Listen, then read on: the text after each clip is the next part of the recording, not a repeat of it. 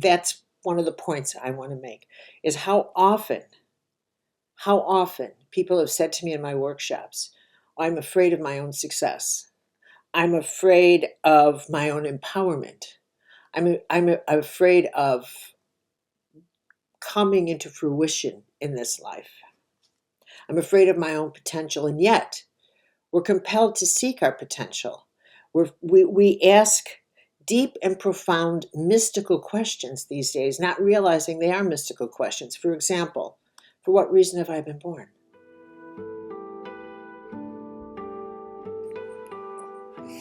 Hi, everybody.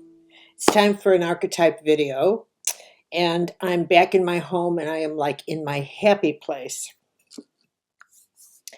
And I said, at the beginning of this year that I would do videos on archetypes and then archetypal experiences. I mean, those, excuse me, those experiences that are inherent in all of our lives. And I was reminded of one of them this morning. Keep your fingers crossed that my dog doesn't start barking. Okay. I got a video this morning of Dr. Gladys McGary doing a talk. Gladys is 103 years old. She is one of the most remarkable people I've ever met in my life. And the stories that I could tell you about her, you actually wouldn't believe it. So, so I will bypass all of that, but tell you about one remarkable incident with Gladys in my life.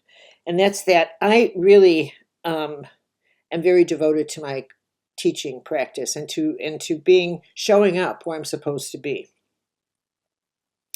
And so, I mean, I've taught through gallbladder attacks, not kidding you, flus, you name it. And that's the hazards of this kind of occupation, but it is what it is. Anyway, many years ago, I think in the early 90s, I think maybe, something like that, I met Gladys in the 80s at a conference with the same place I met my dear Norm Shealy. And Gladys was this magnificently beautiful physician. And we are at this conference that's in the middle of where Christ lost his shoe. It's Council Grove, Kansas. There's nothing for miles. And we're all in jeans because we're at a children's camp. But Gladys always wore gowns. I mean, she was breathtaking. And she walked in with these chiffon gowns and her beautiful hair up. I mean, she was just stunning. But more was what she had to say. So from the get-go, many decades ago, I thought this woman was sterling. And she is a gynecologist. And then after she retired, she did volunteer work. She never stopped. Anyway, one time I was sick and I was seriously sick. I mean, I had some kind of wild flu, and I couldn't get to my speaking engagement in Denver. And so I called up Norm and I said, you gotta be my doctor here because I can't go. So he called them up and they got back to me. They were very kind and they said, can you think of anybody at all who could step in for you? And we're talking like last minute step in, right? Like, who's your best friend who lectures and happens to be in Denver, right? And for some reason, I have no idea, Gladys McGary came to mind. I said, Dr. Gladys McGary. And they said, well, where and who? So I gave them the details. Gladys was at that time residing in, I think, Kansas, or I don't remember, so many years ago. But at any rate, they called Gladys's office, or Phoenix, that's it, Phoenix. And they were told, no, Dr. McGary's on the road lecturing. Where is she? She was in the same hotel where my conference was at, lecturing in a room across the hall from where I was supposed to be lecturing. What are the chances of that? Well, I ask you, what are the chances of that?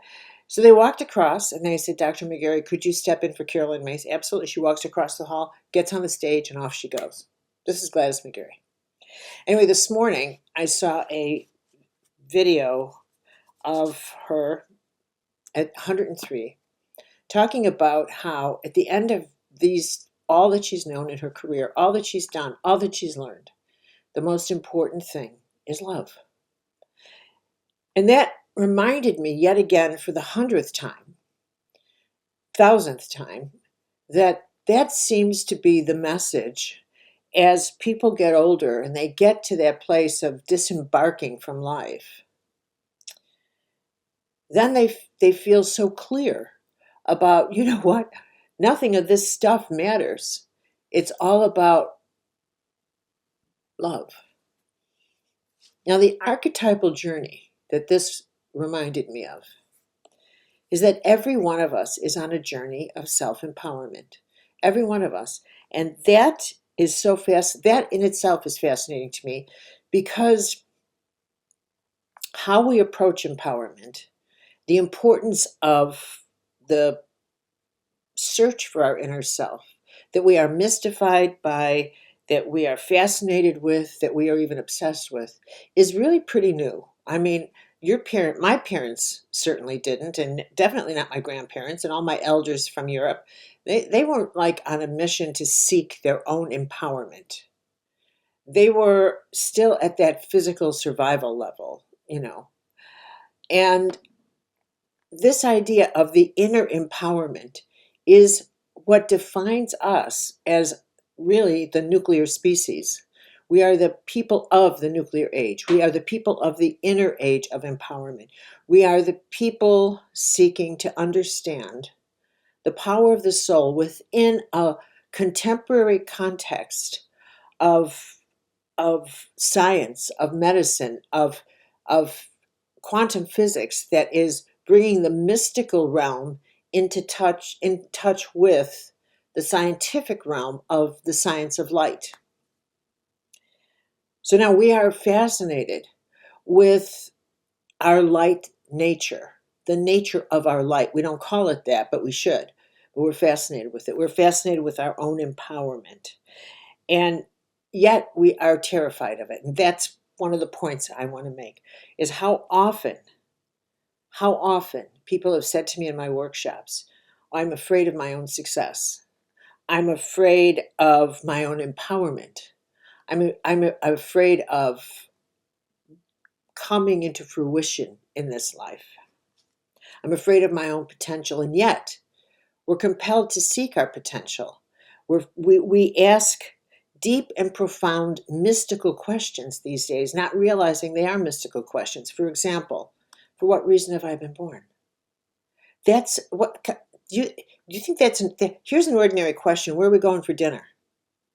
But when you ask a question like, for what reason was I given life? Who are you talking to? I mean, you can ask me that question and I'm going to look at you and say, how do you want to answer that? Who are you talking to?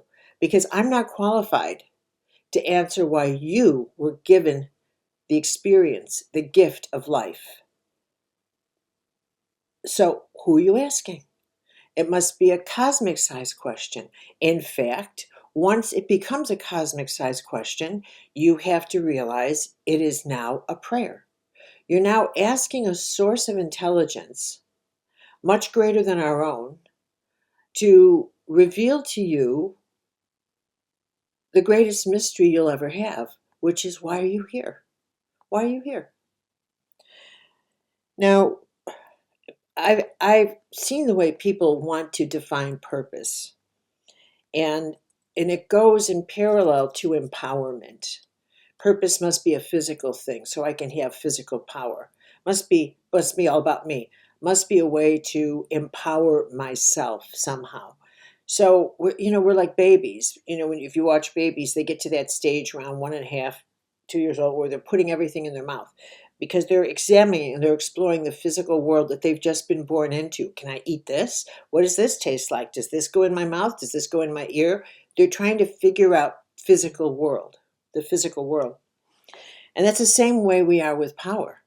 The first stages are like being infants, and we figure what kind of power really, what stuff really has power. Does my voice have power? If I scream, let me see who jumps when I scream. Maybe if I cry a lot, let me see what stuff has power.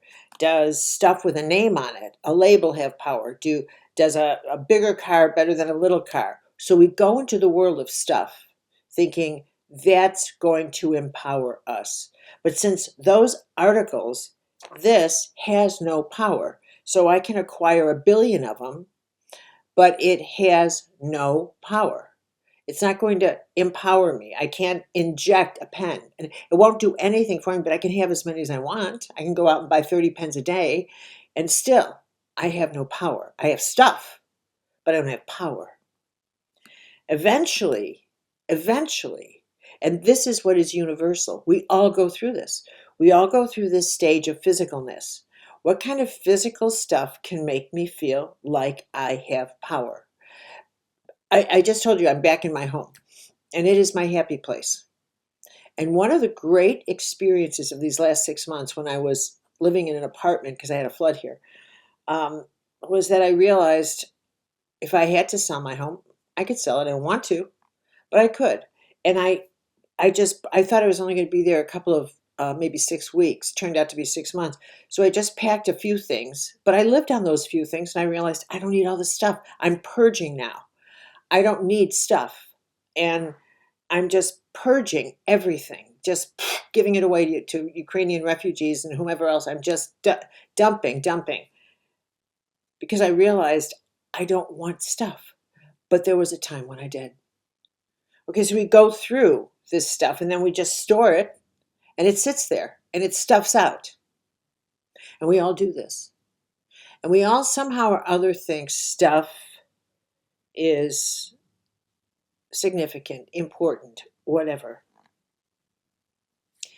Eventually, we get exhausted with it, or we should. We can't keep getting bigger yachts and more stuff and more stuff. It doesn't, it won't give you any power. It certainly won't heal you when you're sick, will it? And it can't love you back, can it? This doesn't have any, dead stuff can't nurture you. Let's just put it that way. Objects can't nurture you. But we all are on this path. Eventually, if I could put it in a metaphor of that's our job stage, that's a stage of job, then you move to career, right? Where you are, the difference between a job is survival. So our first stage in the physical world is what will help me survive, a fence around my house, more stuff. But eventually, we're led to our own inner empowerment, our own inner self.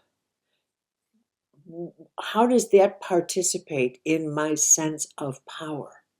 That's what defines us from previous generations that didn't pursue these questions as deeply as did the mystics of previous centuries, who recognized these were the questions that got you into the soul. These are the questions of Teresa of Avila, of Francis of Assisi, of Rumi, of the questions that go deep, the deep Buddhist questions. What's illusion and what isn't? What is real? What is real in this world? And eventually, that stage of a job becomes frustrating because it doesn't have any of the kind of power that we are constantly seeking, which is the power to transform. And first, we will say transform our physical world, transform our house. Maybe we want a bigger house. Maybe we want this. We want to transform something in our personal life. That's where we first test out transformation. We don't dive deep and think I should transform myself and my consciousness. We always start out small, which is I think I'll transform this room. I think I'll transform where I live. I think I'll transform my capacity to speak up, to empower that. That's when we start craving, as a metaphor, we go from a job, which is feeling like I just have to survive, to a career where we feel like, oh, I have a little choice here. I have a little choice. I can now find the kind of power I want in myself that empowers me to change my world instead of being subject to my world. I want to become more influential in my world rather than just be subject to it. So that's the career stage of empowerment, where we want, and here's the operative word, choice. We want choice. Instead of responding to the choices of others, we want to initiate. So the second stage of empowerment this is when people begin that deep dive into, well, what's the nature of my power? And what is power? And I need to become empowered. And that has stages, the micro stages. The first stage is thinking that empowerment is the capacity to tell people, these are my boundaries, and you can't talk to me in that tone of voice. You can use this tone of voice, but you can't use that tone of voice. And thinking you could reestablish the rules of the outside world to suit you. This is what I need. I need my meditation time. I need my space. I need this. I need that. And you're just getting into the narcissistic stage of the empowerment of the self, deciding these are all my needs, and let me see how I can make the world jump around me to have my needs met. But that's not empowerment. That's just a stage of it. That's when you're like, wow, I must have something going on here, right? It's not until, it's during that stage that people wake up to, well, wonder what my purpose is. I wonder what I'm doing here. I wonder, and this is where that fear of discovering your purpose hits. This is where that fear, when people would say, I have this fear of success or fear of being empowered, I'd always think to myself, what are you talking about? How can you possibly fear being successful in whatever way? Or how can you possibly fear your own sense of empowerment? This was a mystery to me until I kind of began to realize that empowerment was a code, a mystical code. It's really the fear of becoming conscious of the other more than yourself, conscious of the vulnerability of other human beings as well as yourself. That's what people fear. And what they fear is the power of their heart. What we fear is the power of becoming sensitized to the world around us, because that shifts. Here comes the big transformation. That shifts the journey we're on from the power, our love of power in the outside world and what it can do for us, to realizing there is no power in the outside world that can do anything for us, to the power of love and its capacity to change everything. And I don't mean the way I love my dog or the way I love my friends or the way I love my family. No, no, no, no, no, no, no. That's baby love. I'm talking just love, just a benevolence of consciousness that begins to grow in you, where you realize that true empowerment is the capacity to use your many gifts, many gifts. The thing that people fear is the discovery of these gifts. You fear the discovery of your capacity to empower the life of another person. You fear that. That is archetypal. And it's this fear that somehow there won't be enough power left if I empower that person. That you see it all the time. You see it in legislation. Let's take power away from people so we can have more and more here. We'll take away their power of choice when it comes to their bodies, when it comes to voting, let's take all the power away, because then we'll be safe here in our little enclave of power. People don't get the mystical law, which is the more you empower others, the more they are transformed to become an empowered, conscious person. That our real highest calling, and this is archetypal, it's universal. It's not what we do for a living. It's how you use what you do for a living to empower the lives of others, no matter what you do, whether you're a teacher or a writer or a a worker. It doesn't matter. It doesn't matter whether you are a gardener, whether it doesn't matter what the task is. That's what Buddha would call an illusion. What matters is that the consciousness with which you bring to every action, which is every action is a valuable contribution to life in some way, and someone will benefit. So I want someone to benefit from this. I want to empower some. Even if you look at it like, what nice word can I say to this strange person? What kindness? What judgment do I withhold? And I just open my heart. How do I sense? If you look at people when you walk down the street, look at them through the lens that every one of them, I would say most people, by far most people, definitely most people, have benevolence in their heart. They don't have hostility. They may have fear. But most people, and I do this now as a constantly. Every person I say hi to, and they smile or they respond. They may be walking toward me as if they look distant and they don't notice me. I know they see me. I see them. But I make it a point to say hi. I hope your day's going well. Say something that acknowledges them. You may not think that's a way to empower someone, but it is. Think of someone just doing that. I remember one time I was getting ready. I was in a green room and they were getting me out for toots to go on for an interview with somebody. And so there was a woman working on my makeup and hair, and good luck with that. Anyway, in comes another person. It was obvious that these people, makeup people, hair people, are there by, what do they call? They're consigned. I mean, every day they're not on the payroll. They're just hired for the day or for the job. And it was also obviously from her that it was she needed the job. So in comes this person who says, by the way, you don't have to be here. We're canceling your appointments for the next 3 days.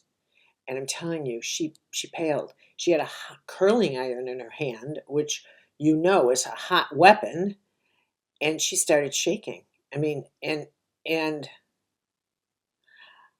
I grabbed her arm and I said, let's just breathe together. This is going to be fine. You're going to be fine. You're going to be fine. Come on, breathe with me. Just breathe. I said, something else will show up. I said, trust me, something else will show up. Come on, just breathe with me. And I felt her whole being just relax. And then I went into prayer. I said, do something, hurry up. And but she needed a human touch in that moment. She didn't need to be ignored. She'd just been humiliated. She needed someone to hold on to her. And I didn't have to say, I wasn't going to say, I realized you've just been humiliated. Let me help. I mean, you don't operate like that as a human being. You operate with some stealth, some cleverness. Like you could feel their power leaving them. So you hold it, you grab it, and you catch it. And you say, it's going to be fine. Come on, you're going to be fine. You'll get through this. Let's breathe together. And in that, I just felt her come back to center. That didn't put a day's wages in her wallet, but maybe it centered her enough to think, I'll figure this out, rather than I won't figure this out. That is a game changer. And this is empowerment of others. The quiet, subtle practice of it as a spiritual practice. And what I'm saying is universal. That each of us has to go through that journey of the fear of empowering others by a nice word, a compliment to this or that, to realizing the greatest thing we can do is use our gifts to empower other people without saying, what am I going to get back from this? What's in it for me? I just think that's one of the most distasteful attitudes in the world is what's in it for me. I can't even tell you, it makes my skin crawl when it just makes my skin crawl. Why can't you just give? Well, so now back to Gladys, who inspired this. So there she is at 103 saying, I'll tell you what I've learned. I've learned all this in life, but the greatest thing I've learned is that it's the power of love that heals. It heals. And she's a healer. She would know. She's a physician. She said it's the power of love. Love has more healing capacity. It isn't the power of schmaltzy Hallmark card love.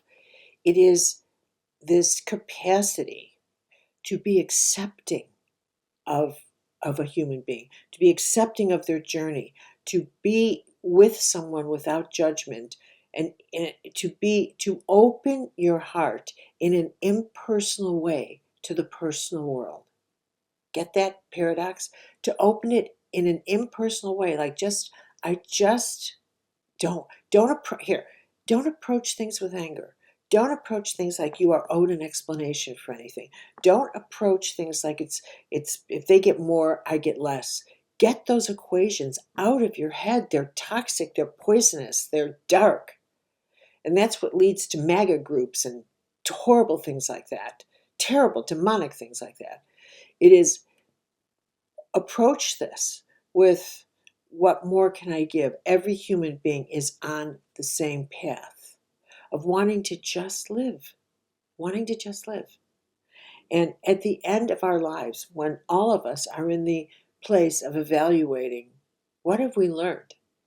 I assure you, you're not going to be hanging on to stuff and saying, it's the most important thing is this label and a Chanel label and not this. You're going to say, where are the people who love me? I don't want to leave the planet alone. I don't want to leave alone. What have I done for others? How will I be remembered? How do I want to leave this planet? And we are all on this path. This is what this universal archetypal journey of life is. It's all about us discovering what kind of power do you actually want to live through you, in you, around you. The power to take or the power to give. The power to transform or the power to destroy. That's it. That's all life is. That's all life is. And it was wonderful today to be reminded of that with Gladys. I'm telling you, it was beautiful. Okay, everybody, all my love to you.